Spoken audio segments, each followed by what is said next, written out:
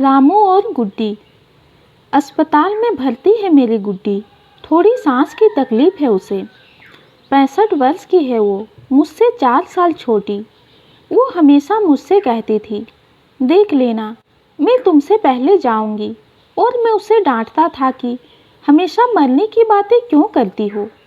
वो कहती थी, मैं तुम्हारे बिना अकेले नहीं जी सकती, स्वार्थी हूँ थोड़ी, इसलिए तुमसे पहले जाना चाहती हूँ। गुड्डी को कभी मरने से डर नहीं लगता, लेकिन उसे अकेलेपन से बहुत डर लगता है। दिन तो मज़े से काट लेती है, पर शाम होते ही सन्नाटा उसे काटने को दौड़ता है।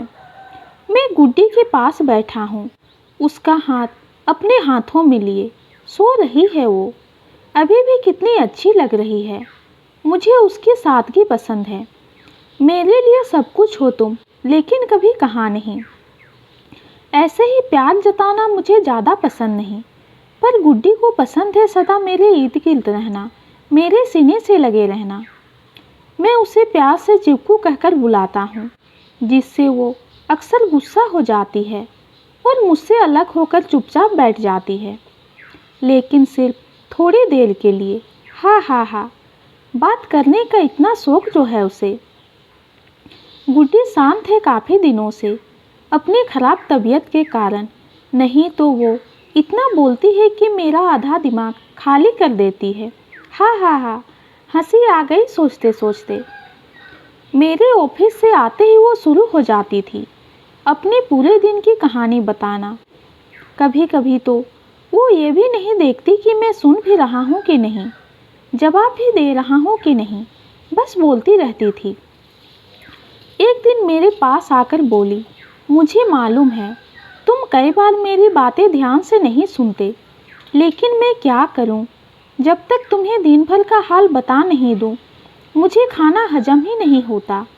और फिर हंसने लग जाती है। हमारी शादी को 32 साल हो गए हैं और हमें एक दूसरे के साथ की इतनी आदत पड़ चुकी है कि हम बिन बोले एक दूसरे के मन की बात समझ जाया करते हैं। गुड्डी अक्सर मुझसे पूछती है, अगर मैं पहले चली गई तुमसे तो तुम मेरे बगैर कैसे जियोगे।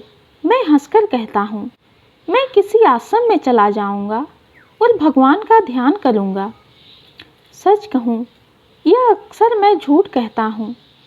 मैं नहीं सोचना चाहता था किसी ऐसे पल के बारे में जो उसके बिना जीना पड़े मुझे। वो हमेशा मेरे आसपास चाहिए होती है, चाहे हम बात करें या ना करें। बस जिंदगी के बीते हुए लम्हों को याद करके आंखें नम हो गई और एक आंसू की बूंद शायद उसके हाथ पर छलक गई कि तभी गुड्डी की आंख खुली।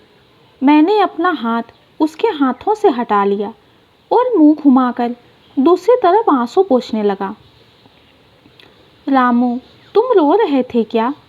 मेरा हाथ अपने हाथों में लेकर शायद कुछ कह भी रहे थे।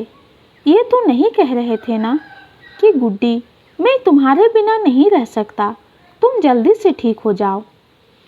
सिठिया गई हो क्या बुढ़ापे में जो ऐसी बातें कर रही हो? जरूर कोई सपना देख रही होगी तुम। जवानी में नहीं की कभी ऐसे बातें, तो बुढ़ापे में क्या करूँगा? रामू कभी नहीं कहेंगे, मैं जानती हूँ। एक बार ऐसे ही मैं नींद में थी।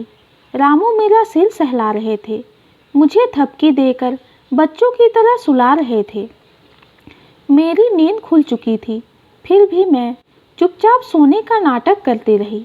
क्या करती, इतना खूबसूरत लम्हा हाथों से कैसे जाने देती।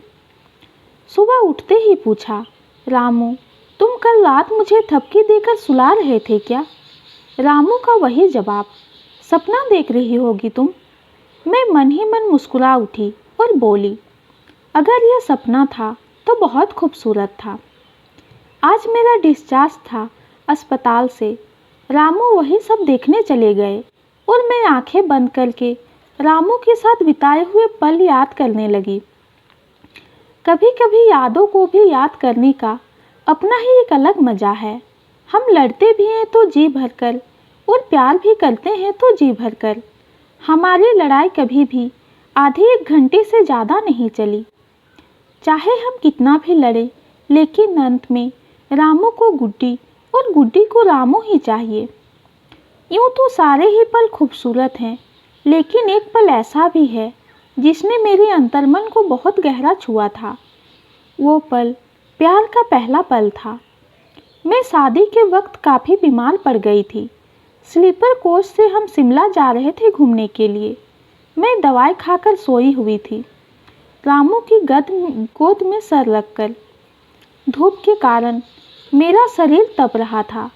रामू अचानक से उठे और रुमाल ठंडे पानी में भिगोकर लाए और मेरे चेहरे और हाथों को गीले रुमाल से साफ करने लगे। मेरी आँख खुल गई और मेरे लिए रामू की यह चिंता, प्यार मुझे भीतर तक छू गया। यह वो पहला पल था जो मुझे रामू के करीब ले आया।